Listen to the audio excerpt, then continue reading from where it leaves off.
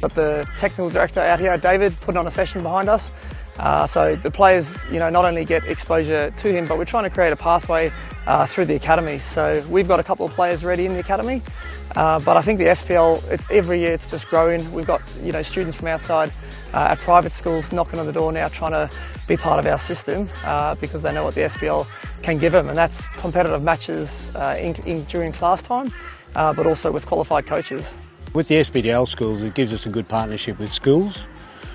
So we need to partner with schools because that's part of our tenure. We need to do that.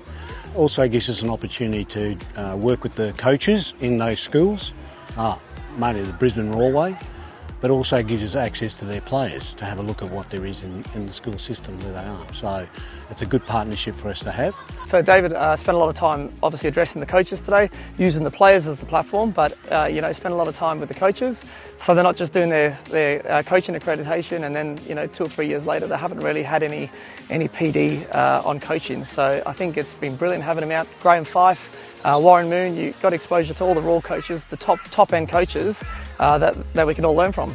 Because what we want to do, we've invited the coaches to come into the academy come and watch an academy train, how we set up, what we do. They can take it back, part of their learning curve.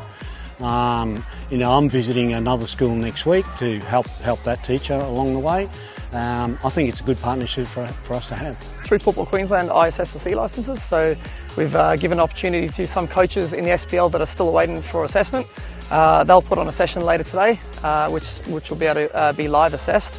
Because SPL have quite a strict criteria, so it means it's got high standards.